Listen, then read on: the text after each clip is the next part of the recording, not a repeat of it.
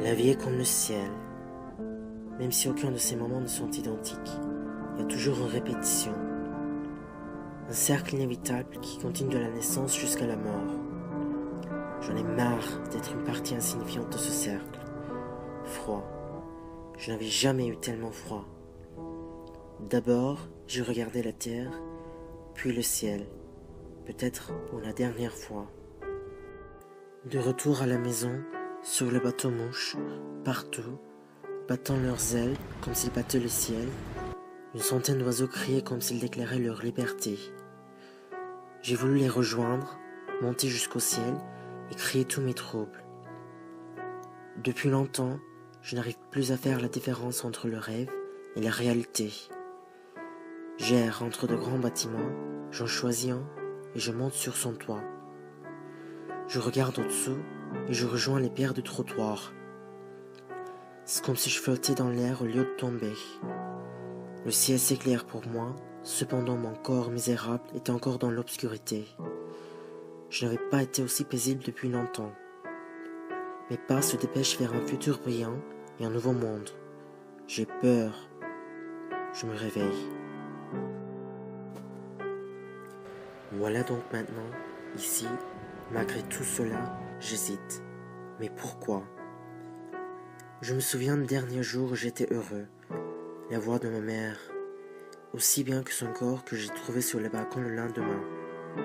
Je me souviens de ma destruction, mon enfance, mes souvenirs, l'ancienne couleur du soleil, mes espoirs qui se sont envolés, les jours qu'on a passés au parc avec ma mère, mes salutations au paradis avec un avion, ma haine, ma rage qui augmentait de plus en plus, mes révoltes, mes renonciations. Je m'en souviens. Et alors, ce que je pense faire compte-t-il aussi comme une rénonciation ? Je ne veux pas me conformer au monde. D'ailleurs, je doute que je puisse le faire. Dans l'obscurité, les réverbères, la lumière des magasins et des maisons ont pris la place de la lune, des étoiles. Des bateaux immenses sur la mer. Des millions de gens chaque jour gris, tristes, sur des chemins en béton. Une foule de gens qui vivent chacun dans leur solitude à eux. Des bâtiments atroces qui se mélangent avec les nuages, grandissent comme s'ils voulaient atteindre le ciel intact. Les forêts entre les maisons, les montagnes entre les gratte-ciel sont devenues invisibles. Je me suis cherché un endroit pendant des jours pour m'enfuir. Je me sens plus seul, plus désespéré ici, entre des milliards de gens. J'essaie de me trouver une sortie, je n'y arrive pas. J'aurais tellement souhaité avoir le pouvoir de changer tout cela, pouvoir m'attacher à quelque chose au lieu de m'enfuir. J'ai cherché partout. J'ai cherché dans tout ce qu'ils ont appelé miracle, réflexion de Dieu. Dieu, la vie est seulement un petit morceau de notre existence, le début. Il me défie avec quoi et pourquoi ?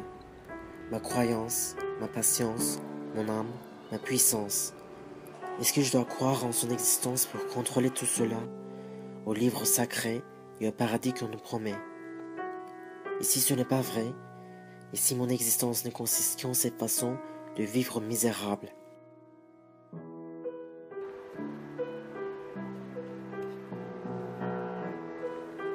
Je me sens souvent comme un insecte qui attend d'être écrasé entre des géants voraces, coincé sous les pieds des gens qui sont bons seulement pour eux-mêmes. Je regarde tout le monde et tout ce qui est autour de moi dessous. Je les vois, mais je ne suis pas vu.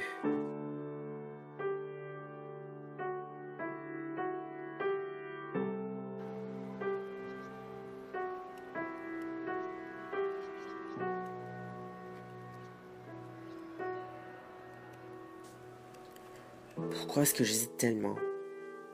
Si je sais que rien de bon ne m'attend dans l'avenir, pourquoi choisir de rester vivant ?